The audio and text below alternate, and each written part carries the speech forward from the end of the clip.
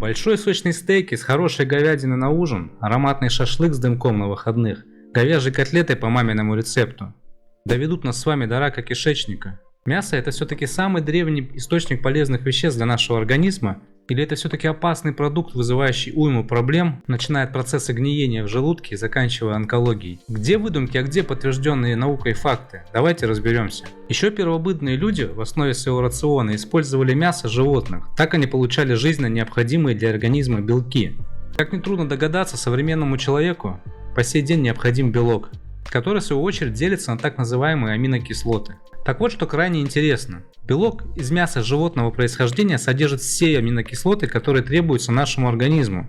Так как наш организм не способен вырабатывать эти самые аминокислоты своими силами, то он должен получать их извне. К слову, нормальное количество аминокислот в нашем организме обеспечивает эффективную работу критически важных функций. Например, это строительство новых тканей, а это и нормальный рост и развитие у ребенка, и рост мышечной массы у спортсменов, и обновление кожи у прекрасных девушек и женщин. Помимо строительства новых клеток из аминокислот, мясо также обеспечивает наш организм незаменимым, содержащимся только в животных продуктах витамином В12, который контролирует правильную работу нашей нервной системы, железом, которое позволяет переносить кислород по нашему телу, а также селеном и цинком, которые поддерживают наш иммунитет. И не в последнюю очередь белок из мяса обеспечивает нормальный синтез гормонов и ферментов в нашем организме. Ну и вдобавок ко всему, животная форма белка является наиболее эффективно усвояемой человеком. Но немаловажно правильно приготовить мясо. Но об этом мы поговорим в конце видео, а сейчас давайте обсудим, какие мифы бывают по поводу мяса. Мы начнем с неприятных, но все-таки не таких страшных мифов, как рак. И первый из них — это миф о том, что мясо вызывает у человека тяжесть, дискомфорт и проблемы с желудочно-кишечным трактом. Некоторые утверждают, будто бы нашему организму довольно тяжело переваривать мясо. И это правда. Но это лишь в том случае, когда у человека изначально уже есть проблемы. Проблемы с кишечником, проблемы с желудком и так далее. И если желудочный сок организма, например, имеет пониженную кислотность, то, конечно же, ему будет сложно переварить такой богатый на белки и жиры продукт. Но считать непосильным для организма переваривание такой пищи, как куриное бедро или вырезка из свинины, да попросту безосновательно. Не верьте мифам, не позволяйте вводить себя в заблуждение. Если вы чувствуете дискомфорт при употреблении мяса, в первую очередь проконсультируйтесь с врачом. Это ваше здоровье, это важно. Итак, миф второй, он уже более жуткий. Мясо гниет в нашем организме. Тут вы можете услышать следующее заявление. Мясо гниет в нашем организме, потому что это органика. То есть, другими словами, это труп животного. Но с точки зрения биологии, это утверждение абсолютно не имеет смысла. Наши с вами желудок и кишечник не позволят гнить ничему. Пища просто не может задержаться в нашем организме так надолго, чтобы начать гнить. А если что-то пойдет не так, то наша печень всегда возьмет на себя функцию очищения токсичных веществ. Но как и в предыдущем мифе, есть одна загвоздка. Мясо действительно может задерживаться достаточно долго в нашем организме. Но происходит это опять же по совсем другой причине. Ведь если ваш ЖКТ работает плохо, то и мясо будет перевариваться плохо. Еще раз стоит сказать, бережно относитесь к своему организму. Обращайтесь к врачу, если чувствуете какой-то дискомфорт при употреблении пищи. А теперь, наконец, самый страшный миф. Стали бы вы есть мясо, если бы оно вызывало рак? Может, это и не миф вовсе? Международное агентство изучения рака, внимание, подтверждает, что регулярное превышение нормы может действительно вызвать, точнее повысить риск возникновения некоторых видов рака. Так что же получается, самый страшный миф оказался правдой? Что ж, да, действительно, мясо может привести к повышению риска возникновения онкологии, но только при регулярном превышении нормы его потребления.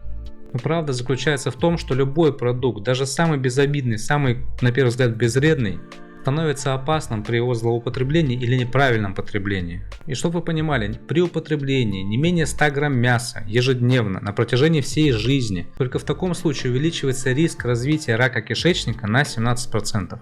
Чувство меры и техника приготовления – вот важнейшие правила для поддержания здоровья. Не нужно есть мясо на завтрак, обед и ужин. Но важнее здесь то, что вы не сможете употреблять такое количество мяса регулярно, которое заставит ваш организм дать сбой и дать старт началу развития раковых клеток. Опять же, уже третий раз, только при условии, если у вас нет серьезных проблем со здоровьем. Куда более весомую опасность несут в себе нитрозамины. Это вещества, которые способны образовываться в мясе при неправильном приготовлении и хранении. В свою очередь, подобные вещества потенциально являются канцерогенами. Тем не менее, здесь не нужно быть специалистом, чтобы понимать главные правила. Просто-напросто. Не жрайте мясо до угольков, так вы и потеряете большую часть полезных веществ и усложните процесс усвоения. Правильно храните продукты в соответствии с указанной инструкцией на упаковке и следите за сроками. Если вы делаете заготовки, используйте маринады, чтобы препятствовать образованию вредных веществ в организме. Маринад здесь выполняет роль своеобразного консерванта, который увеличивает срок годности. Подойдут маринады на основе уксуса или лимонного сока, они обогащают вкус и препятствуют образованию вредных соединений. А сейчас, как обещал в начале видео, я раскрою пару секретов по правильному приготовлению мяса. Обязательно соблюдайте эти правила, чтобы извлечь из своего рациона максимальную пользу и избежать неприятных сюрпризов. Секрет номер 1. Главное правило любого врача, согласно клятве Гиппократа, не навредить. Так вот, самое главное при приготовлении мяса не сделать его опасным для организма.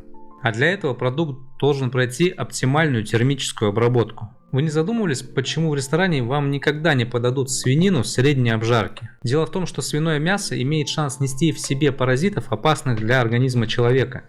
Но не волнуйтесь, качественное приготовление свинины на 100% избавляет ее от всех опасных микроорганизмов. Секрет номер 2.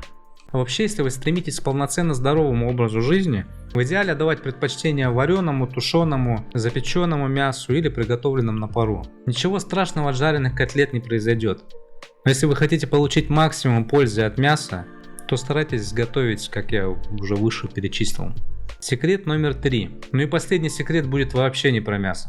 В любой свой прием пищи старайтесь всегда включать побольше овощей и зелени. Если это шашлык, пусть будет он с томатами и запеченным кабачком. Свиная нарезка с рукколой. Да даже обычный салат из помидоров и огурцов на ужин поможет вашему организму лучше усвоить пищу, которую вы съели за этим же самым ужином. Кстати говоря, к крайне полезным продуктам с такими свойствами относится, например, такой продукт, как квашеная капуста. Так что если ваша бабушка готовит подобное блюдо, радуйтесь. У вас есть источник качественной, великолепной клетчатки, а также полезных витаминов и микроэлементов. Давайте теперь разберемся с видами мяса. И тут возникает вопрос, какое же мясо выбрать, что купить в магазине? Вы можете прямо сейчас написать в комментариях, какое именно вы мясо покупаете или предпочитаете покупать для своего стола. Буквально через секунду я вам скажу, как нужно делать правильно. Так вот, что же из обилия мяса выбрать? Если говорить просто, то это то, которое вы хотите.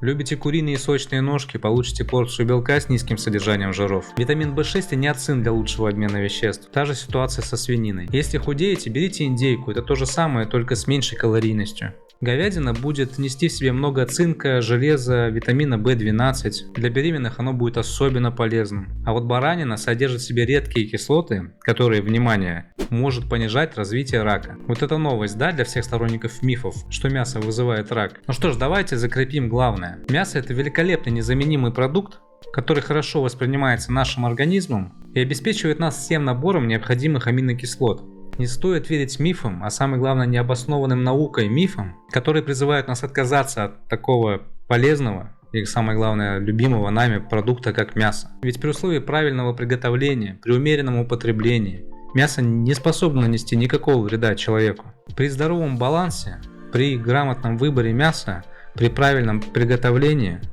а также при дополнении мясных блюд овощами, зеленью, то есть какой-либо клетчаткой, оно станет надежным спутником для вас на пути к здоровому образу жизни.